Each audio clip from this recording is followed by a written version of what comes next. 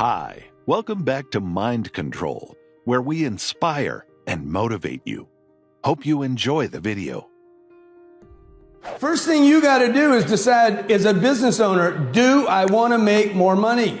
See, if this dude with the camera, if his pockets are empty, he's walking around empty pockets, and he's got his fancy camera. This is the problem with the artist. They starve their whole life. They starve their entire life, and then you wonder why they're grumpy. There's no money. I'm eating at Little's all the time. Sooner or later, you hit the reality. He hits the reality. I got a nice camera. I love taking photos. I got to shoot Grant Cardone. He watches Lord Sugar leave on his jet and says, hey, why does he get to fly free everywhere, do whatever he wants, and I'm stuck with my camera and no money? How many believe that?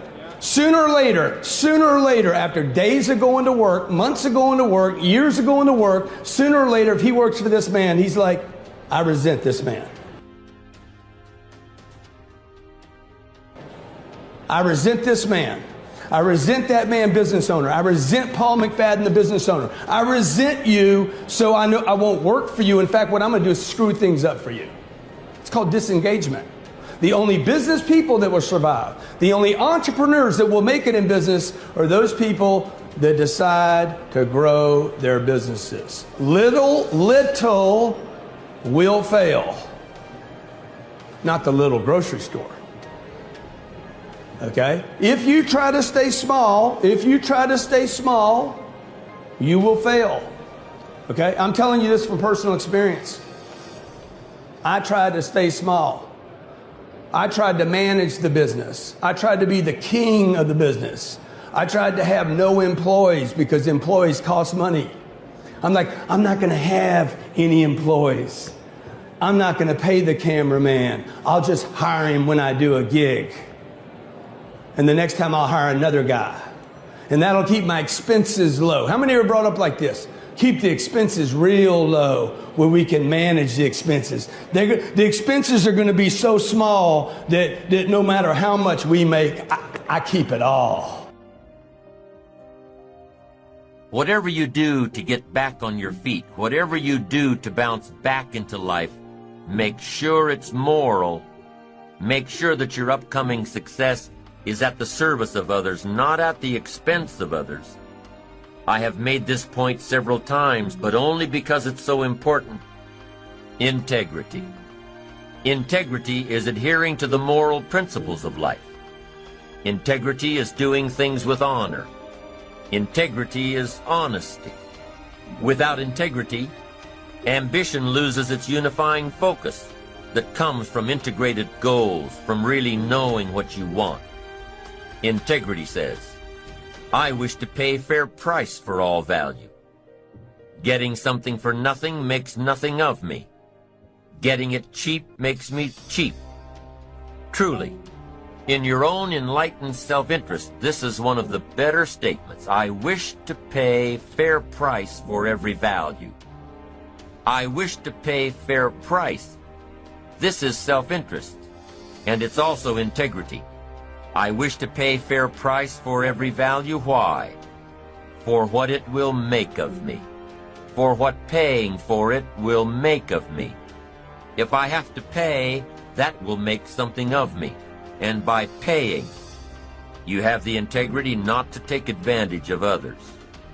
You hear of greedy people boasting about the great deal they just got, the best value, how they negotiated the price down to nothing, how they nickel and dime the other person out of making a profit. Good integrity won't let you do that.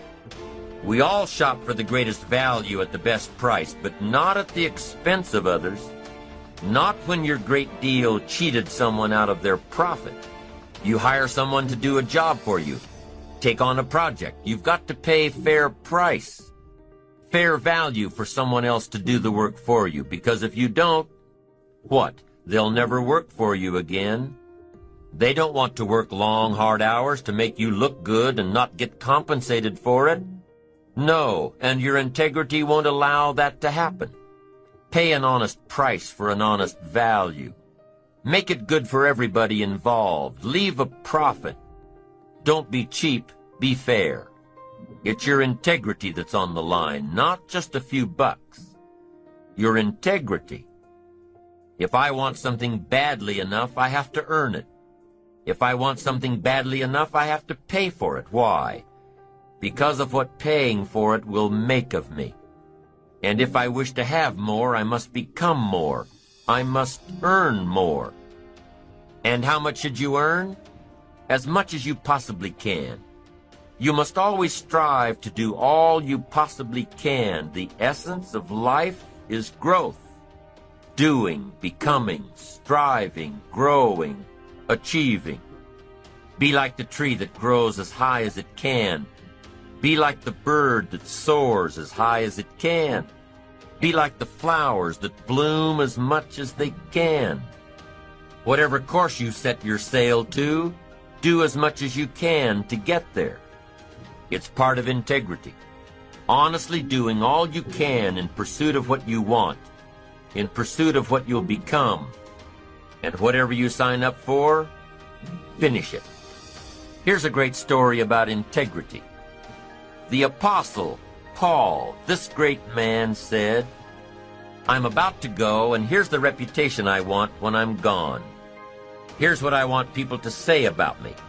He said 3 things, and here's number 1. I fought a good fight. Let that be your reputation. You fought a good fight.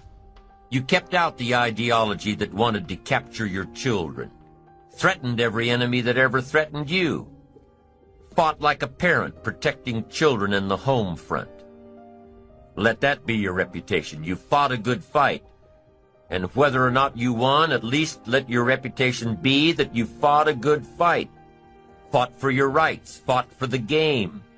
You fought for your integrity. You fought for honesty. You fought for success. You didn't leave any energy unspent. You fought. The major key to have success of any kind, you've got to leave this reputation behind. I've fought a good fight. Wow. And here's the second thing Apostle Paul said. Number 2, I finished the task. I stayed until it was done. They gave me a task, and I finished it. I didn't leave it half done. I never walked off the court in the 3rd quarter. I stayed. I finished it. What a good reputation. Finish it. Finish your assignment. Finish the project. Finish the contract. Finish it. Finish whatever you've signed up for. Then number 3, here's what he said. I kept the faith. Boy, that's important. Keep faith with your family. Keep faith with your enterprise. The group I belong to, we pledge our faith, our unwavering confidence in each other. Each of us pledge that to all of us. And I wish for you to be in a group that has so much integrity. You want to be involved with people who pledge and keep your confidences. Allstate says you're in good hands. That should be the reputation of all of us. Develop the reputation of good hands so that no matter where you go, you will represent your family well, represent your company well, have integrity, honesty. And at the end of the road, don't you want to be able to say, I fought a good fight, I finished the job, and I kept the faith? Of course you do. And that last part, keeping the faith, is not that easy. What is the master prayer? Lead us not into temptation, but deliver us from evil. Help us keep integrity in spite of the evil, in spite of going through the valley of the shadow of darkness, that we will not fear that evil will dislodge us from our integrity. Keep the faith of the office. Keep the faith of the company. Keep the faith of the family, of your spouse and of your children. Keep the faith of the community. Wherever you go, represent your family well. Wherever you go, represent your group well. Wherever you go, represent your colleagues well. Let part of the bond of friendship be that wherever each of you are, each of you will represent all of you well. Wow, what a thing to be able to say. I fought a good fight, I finished the course, and I kept the faith. And here's how he wrapped it up. Apostle Paul said, I understand now there's a crown waiting for me, and I deserve it. Isn't that great to say? I hear they have a trophy for me, and guess what? I deserve it. What a magnificent story to leave behind. I fought a good fight, I finished the job, I kept the faith, and I deserve the crown. Unbelievable. Now others around you, others you associate with, may not have the ambition or the integrity to leave such a legacy behind. But guess what? Let other people lead small lives, but not you. In the challenge of building your ambition and stepping up to the opportunity of giving someone else light and direction and refinement of thought and character, in all of this, let everybody else lead small lives, but not you. Let everybody else cry over small hurts, but not you. Let everybody else argue over non-essentials, but not you. Deal in things that matter, the larger challenge, the larger opportunity. Go for the challenge and the responsibility of being the absolute best you can, of doing your best, of creating your best, of being the best person, the best friend, the best spouse, the best parent, the best colleague. As you begin to understand and apply all of the principles in building your ambition, remember, ambition is an eager desire to achieve, an eager desire to get ahead in life, to do more for your family, to prosper in health and wealth and relationships. As you're building your ambition, inspiring and fueling your achievement, when you realize that you are more than your ambition, when you let your ambition serve you, you will develop greater concentration, greater resilience, greater integrity. These three aspects will inspire more ambition. Ambition that stems from the need to be true and to express your innermost self. And with focused concentration, resilience, and integrity in our character on our side, working for us, we're constantly inspiring the ambitious part of our nature to reach to greater and greater heights. One of the most challenging experiences in life is seeing what you can do to help someone else. And one of the greatest thrills in life is being able to invest life into life. We'd like to thank you so much for watching till the end. Don't forget to share your thoughts in the comments section. Please also like, subscribe, and share this video with your friends and families. Please watch our other motivational videos. Thank you again.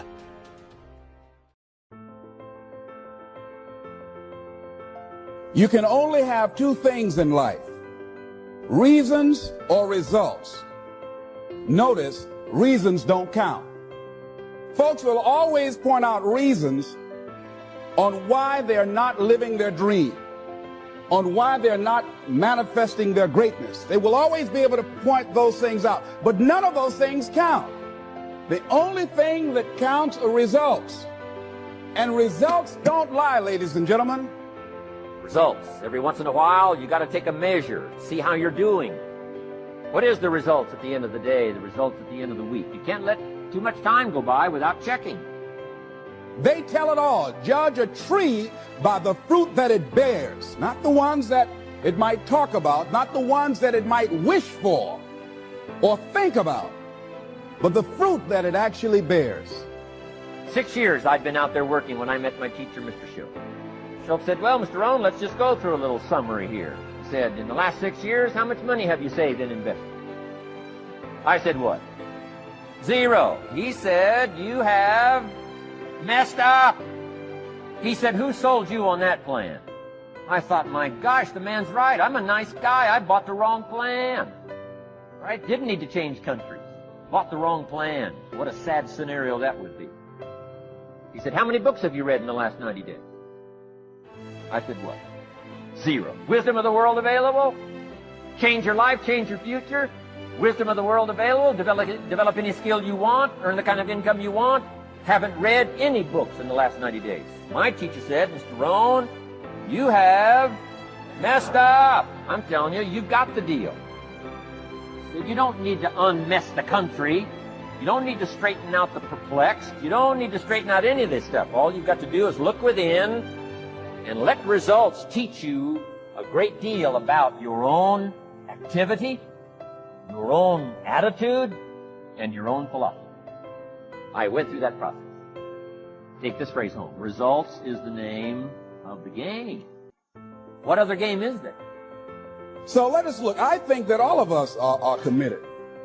But I think that some of us are producing results in our lives that level of commitment brings that we particularly don't like or find distasteful.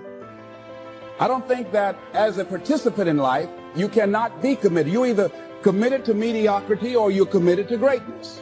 You're either committed to being productive or you're committed to being non-productive. You're committed to being happy or you're committed to being unhappy. See, whatever you're doing, however you spend your time, that tells you who you are. So think about what it is you like to create in your life experience. Once I look at how you commit your time, I can tell you exactly what you're committed to. People that say they have dreams or want to open a business or want to do something differently than what they're now doing, they don't like their jobs, they're unhappy, they're unfulfilled. People who say they want to improve their income level, look at how they spend their time. How they spend their time, the commitment of their time, how they use that will really tell the truth. People who said, I'd like to do better, but you don't find them in vocational or technical schools, upgrading their skills and their knowledge, how they spend their time, that will tell you what's going on. People who say they want to normalize their weight, they want to be healthy, but every time you see them, they're eating, that will tell you that they're committed to being obese for the rest of their lives. People tell you they want to stop smoking and they're lighting up at that time. Folks that say, I want to stop drinking, and every time you're in their face, they're reeking with alcohol, that will tell you what's going on. Don't have to listen to what they say, just watch what they do. Commitment shows up in your life in what you do.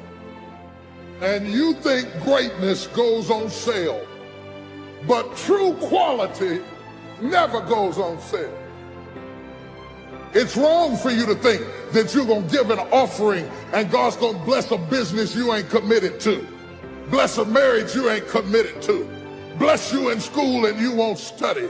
Who do you think God is? Somebody playing in Vegas? God is not hitting a slot machine. You can't get out of something that you're not willing to put into it. You have to put your everything, your mind, your energy, your effort, your discipline, your tenacity. Nothing is going to jump out the fire. If you don't throw something in there, it's not going to happen.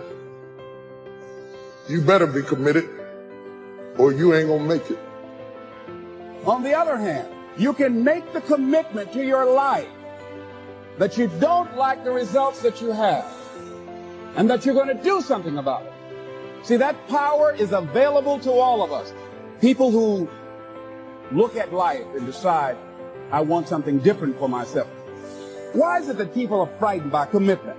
Because when you say the word commitment, that intimidates a lot of people. Why? Because it means you have to deliver. See, most people, you ask them, hey, look here, I'd like for you to do this. They'll say, I'll try. I'll try means that is my escape clause. When I don't come through, it's really a polite no. I don't have the courage to tell you no, so I'll tell you I'll try. Hey, look here, I need you to come to this meeting. I'll try. I say, what do you mean? You're going to lean toward the meeting? Try and sit down. You either do or you don't. Try and take this pencil out of my hand. You either do or you don't. There's no such thing as try. So most people like to use that language. They don't want to commit themselves because commitment means, among many things, no excuse is acceptable. That's what it means. No excuse. That if you decided that you're going to do this, if it becomes hard, then do it hard. If it's difficult, so what? Here's all life asks us to do: make measurable progress in reasonable time. Just take home that little phrase, good phrase. We're asked in life simply to make measurable progress in reason. Let me tell you what happens when you don't keep your commitment. Number one, it begins to deplete your self-esteem and it erodes your self-image. It weakens your faith in yourself. You don't feel good when you don't keep your commitments. The other thing is that you begin to develop weak relationships with people. People begin to realize they can't depend upon you. They can't rely on you because you won't keep your word. You've established that kind of reputation. Just think, what would your life be like if you decided to keep your commitments? What will all of our lives be like if we decided to keep our commitments? That we decided to do the things that we said that we were going to do. Make it a 7-day commitment that I won't say I will do anything unless I'm going to do it. And find out what your life will be like. Let me tell you what, if you follow it through, if you keep your commitment to the commitment, at the end of the 7 days, you'll feel strong and powerful. Because by honoring your commitment, each time that you do, that empowers you. Whatever discipline that is required, whatever it is that you must do. My most precious gift in my life, next to my wife and my kids, is my library. So I spend at least $200 US every month on books. Someone said to me one time, how can you afford to spend that amount of money on books? I said to him, if you think knowledge is expensive, try ignorance. Then I told him I can't afford not to buy the books. Whatever you invest in, you become good at. Whatever you invest in, you become good at. You need to invest in your development. Some of you invest in clothes, and I like good clothes too. You pay £200 for a shoe, £300, £400 for a suit, and then nothing on books. And you have to invest in your development. So I'm suggesting, number one, commit yourself to live in the present. Many of us are not able to move forward and develop and manifest our greatness because we spend so much time looking back or worrying about the future. See, you cannot go into the future and manifest your greatness when you have various things in your life that's blocking you. Remembering what Dr. Robert Anthony said about results. When you keep your commitments, you're able to produce some different kinds of results in your life. So how can we keep our commitments? And do we keep all commitments? No, we don't. You will not be at 100%. However, you will have a greater percentage rate of maintaining your commitments to yourself, whatever those things might be. If it's going into business, if it's changing a habit that you know that works against you, if it's overcoming self-destructive behavior, if it's retraining your thinking, if it's reinventing yourself, if it's trying to begin to design your relationship differently, all of us have the possibility, by focusing and really harnessing our attention and concentrating on it, we really have available to us the power to honor our commitments in those particular areas. So number one, make it priority. See, no one would go get on an airplane if you thought your chances of getting there to your destination were as good as your luggage. Am I correct? See, and I say the reason that you will reach your destination more times than your luggage will is because the airline, and I'm glad that they do, has made it a priority to move the human beings from one point to the other safely. So I'm not really upset when my luggage doesn't show up. I'm glad they delivered me. So if you want to honor your commitment, whatever you decide that you're going to do, make sure you make it important. Make sure it is priority. Keep it before you. The other thing is, whatever that you want to do, whatever you want to begin to create and beginning to manifest your greatness and strengthening your level of commitment, and it's really exercising your will, find something that you want to do on your goal, one action step, but make sure it stretches you, that it challenges you, but it's doable, that you can do it. This year I decided that I was going to exercise. So I started out doing just 10 setups and 10 push-ups. I know I can do that and not get upset about it. I can do that without thinking. So I started out small. Now I'm up to 50. But if I try to do 50 starting out, I wouldn't still be doing it. that strengthens your will. So my commitment now is strengthened and fortified by the activity of actually doing it. So now I can expand and build from there. When I decided to begin to manage my money differently, and I started saving 5% of my money, then I increased it to 10%, then to 15%. So now I have disciplined myself to live off 75% of my income. I took discipline to do that, but I started watching how I was spending my money. I started keeping a law and following myself. So you want to begin to find something that is manageable, that you know that you can do.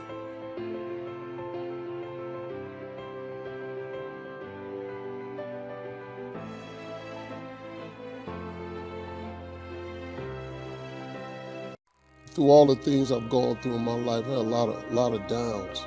How did I keep the faith? There was a couple of reasons. Number one, I know from living that if you quit whatever you're trying to accomplish, if you quit, whatever you were trying to accomplish can never happen. There's not even a remote possibility. If you quit, there is no chance of it popping back up again, coming back later. Quitting is guaranteed failure. Now, when you're trying, you're going to fail. But quitting, just stopping, that was the number one thing I understood. And then number two, you have to make sure that your dreams, your aspirations and goals are so big that not accomplishing them is not an option. It's just not an option. You have to want something so big that it wakes you up in the middle of the night. You have to want something so big that you think about it all the time.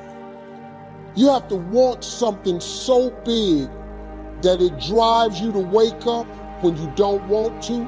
It keeps you up at night when you long been sleepy. It makes you show up, do things you wouldn't normally do. It requires extra. If you want to be extraordinary and not ordinary, if you want to be ordinary, live your life. But if you want to be extraordinary, you have to be extra. If you put extra on top of ordinary, that word is extraordinary. It requires an extra effort. If you don't want to do the extra effort, you finna be regular. There's nothing wrong with being regular. A lot of people are happy being regular. I just wasn't. I ain't want to be regular. I ain't want no regular life. I didn't want no regular house. I didn't want no regular car. I didn't want no regular clothes. I didn't want no regular checking account. I just didn't want it. I wanted to have an exceptional home. I wanted to have an exceptional bank account. I wanted to travel exceptional places. Now, if you don't want that, it's perfectly fine. You can be really happy being ordinary. But if something's burning in you, you got to deal with it. If you don't deal with it, you're going to be disappointed, man. So being regular is cool. There's nothing wrong with it. You get a regular job, regular house, regular car. You get regular money. You have regular hours. You can dress regular. You just go to the family reunion, take your ass back home. You just travel regular. You go on vacation once a year. It's cool. Okay. You could get you a coach ticket, economy ticket, regular. You want to fly first class? You want to sit in the front of the plane? See, let me tell you something. You know what you ought to do? Save your money and buy a first class ticket. This is how you train yourself to be successful. Save your money, get an upgrade, buy a first class ticket. Because when you sit in first class, you're going to understand something. The seats are wider. You get a choice of meals, chicken, beef, or fish. You get a bowl of warm nuts. They give you a hot towel to wipe your hands. Why do you think when the plane take off, they close the curtain to first class. Because they can't let these regular people, they cannot let you see what the is going on up there. Because you're going to want it back there, but you didn't pay to get it. Hey, what are they doing? They're serving warm nuts. Where's our nuts? Wait a minute. They didn't get charged for the food. Their food was free. They didn't pay for the headsets. They're watching all the movies. Why don't we have that? Because you didn't pay for that. So they closed the curtain so they don't have to deal with your regular ass, wondering what's going on in first class. Once you buy a first class ticket, it becomes very difficult now for you to walk past those seats. Because now you're going to know what's going on. So when you treat yourself first class, you are conditioning your mind to now behave and do the things that produce first class results. So if you ever sit in first class, you'll never, coaches, little tight ass chairs, you in the middle seat, you back there by the bathroom, the chair don't recline. It's horrible. First class, big seats. That's why Dick Gregory said, whenever you can treat yourself first class, you should, because it conditions the mind. Once you fly first class, you never go back. Once you get a private jet, you don't even want to fly first class no more, because you're on a private jet.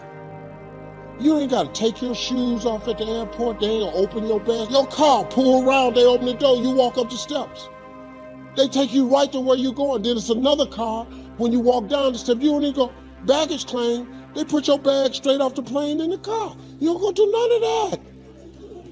You fly private, you'll never want to fly first class again, because you get conditioned. All you got to do is you can condition yourself.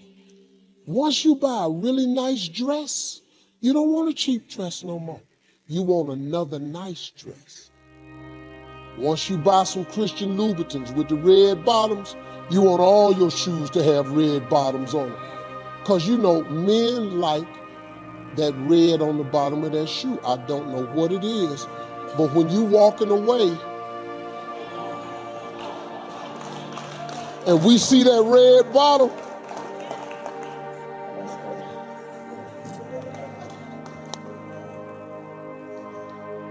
I'm telling you, man, being successful is a mental condition.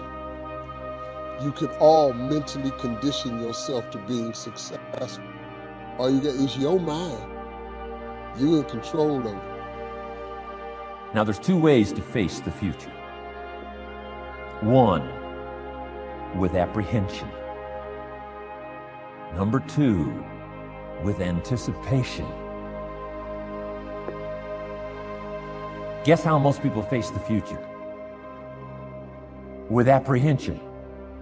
Why? Major reason why. They don't have it well designed. They've left the design of their future to somebody else. And if you don't make plans of your own, guess what? You'll probably fall into someone else's plans. Guess what someone else may have planned for you? Not much.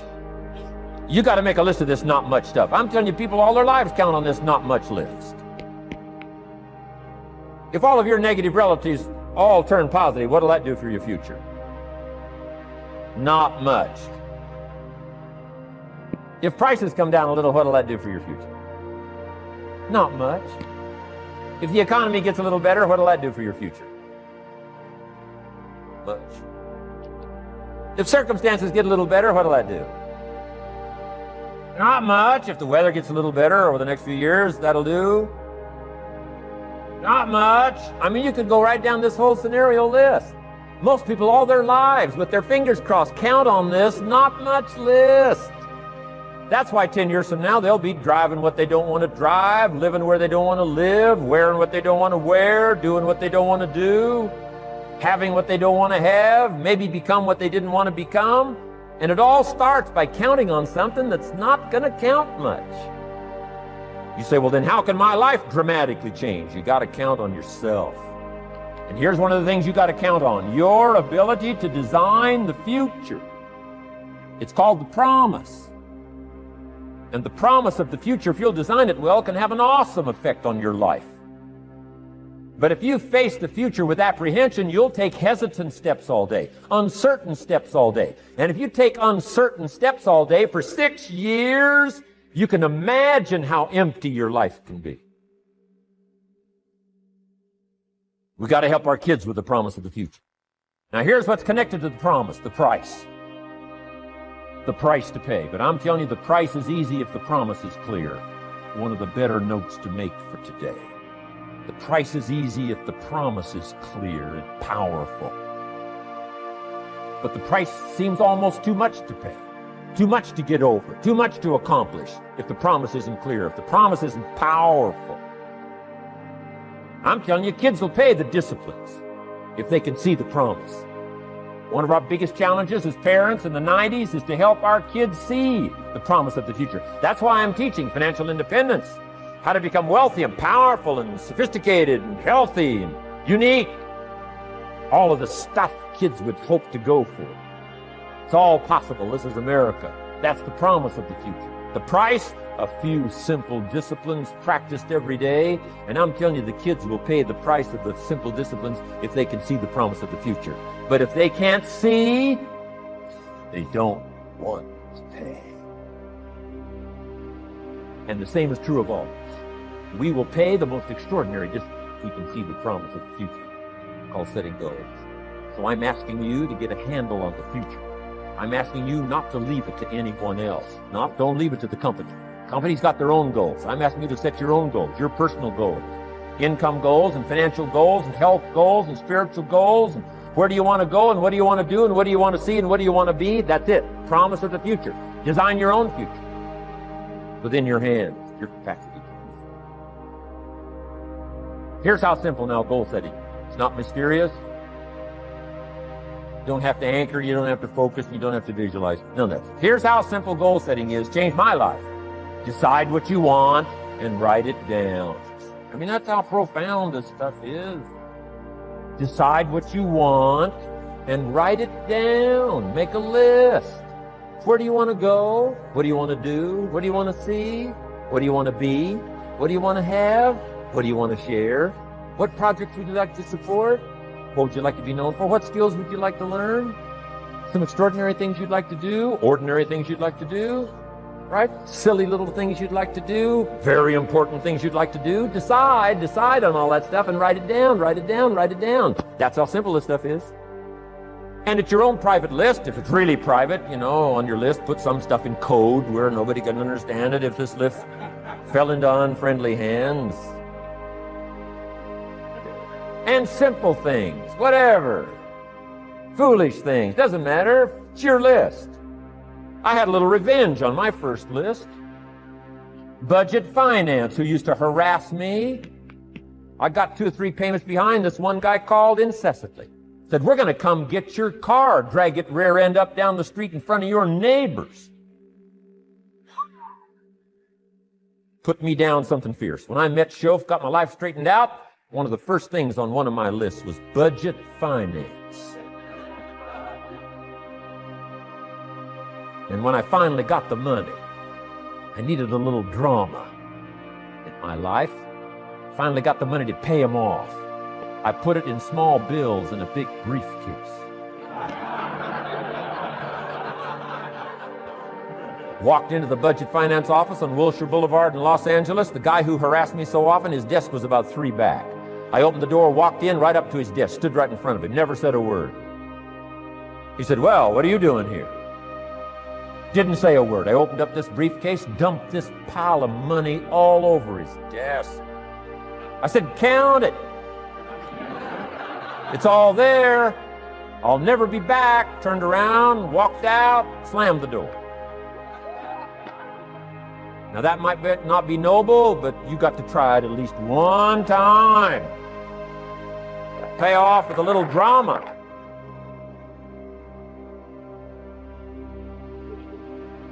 Got to check them off my list. Keep your list with you. I keep my list in my journal.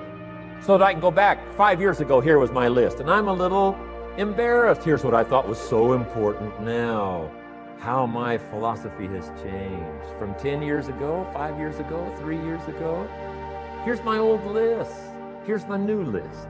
Here's what's valuable to me now. Here's what I want my life to be now. Here's where I want to go, what I want to do, what I want to see. Keep your lists of goals so that it shows your growth, shows your ability to change and grow. Your philosophy grows and expands what's valuable. Setting goals. Doesn't matter how small, foolish it is. Put it on your list. My Japanese friend, Toro Ikeda, put on his first list, a Caucasian gardener. Good morning. Thought that was good.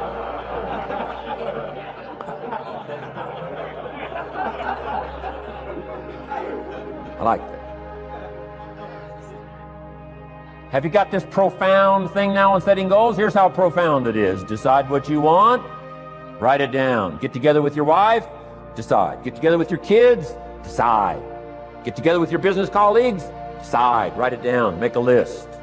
Okay, that's how easy it is. Now let me give you one more scenario on setting goals. When I started making my first list, Mr. Shoaff said, Mr. Rohn, looks like we're going to be together for a while. He said, I've got a suggestion for you. He said, I think one of the first goals you ought to set, you're a 25-year-old American male. Sure, you've made some mistakes, but now you're on the road to better things. You got a family, worth it. Reasons makes the difference. And he said, you've got every reason to do this. He said, why don't you, among all the goals you're going to set, he said, why don't you set a goal to become a millionaire? A millionaire. This is America. All the possibilities are available. Why don't you set a goal to become a millionaire? He said, it's got a nice ring to it. Million. Enough zeros to impress your accountant. And he said, here's why. Now I thought, the man doesn't need to teach me why. I'm thinking, wouldn't it be great to have $1 million? He said, no, that's not it. Here's why. And I had one of the greatest lessons I ever learned, and I'm about to share it with you. This will be worth the price of being here today if you can capture what I'm about to share with you. Babysitter fees, whatever else you pay. Some of you missed some sales today to be here, so this is a cost today for you. But what I'm about to share with you changed my whole life. Here's what Mr. Shoaff said. Set a goal to become a millionaire. And he said, here's why. For what it will make of you to achieve it.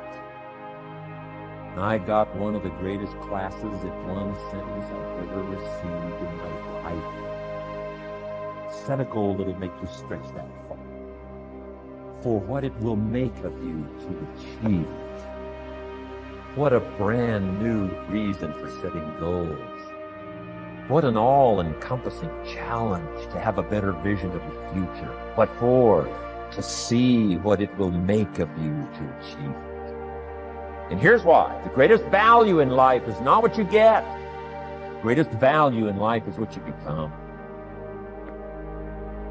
Major question to ask on the job is not, what am I getting here?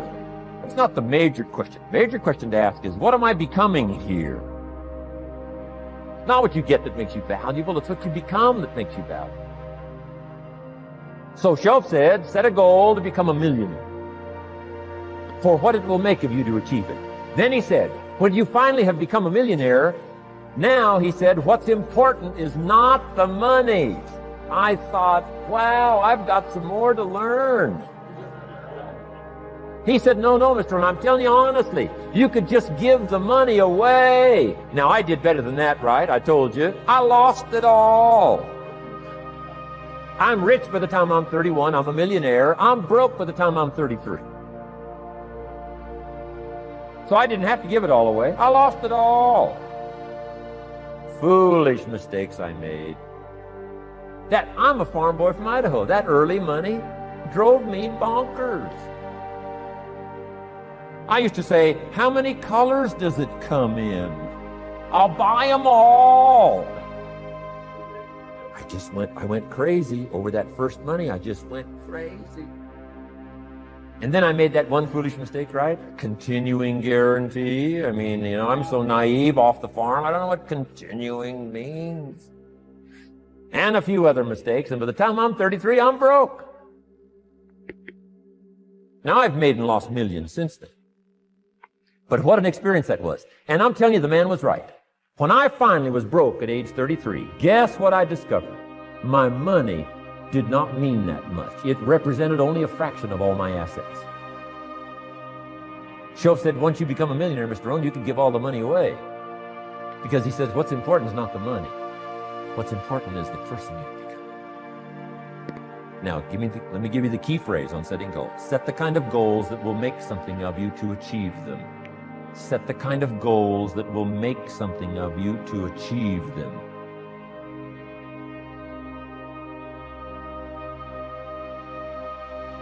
Always keep that in mind. What will this make of me? If I set this goal and go for it, not only will I achieve it, but what will it make of me in the process? What a whole new concept on setting goals. Now, there's two parts to this, and then we're wrapping up goals.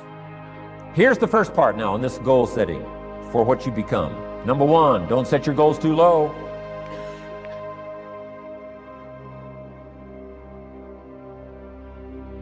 Interesting, we teach in leadership.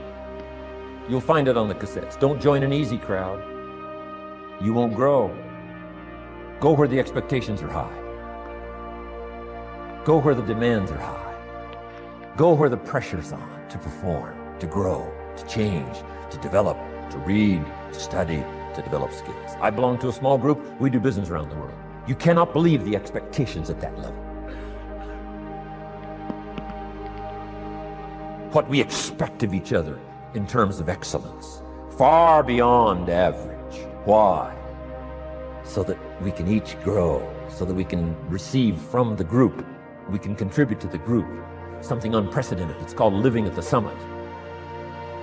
Go where the demands are high. Go where the expectations are strong, so that it'll provoke you, push you, urgently insist that you not remain the same for the next couple of years, the next 5 years, that you'll grow and change. So don't set your goals too low.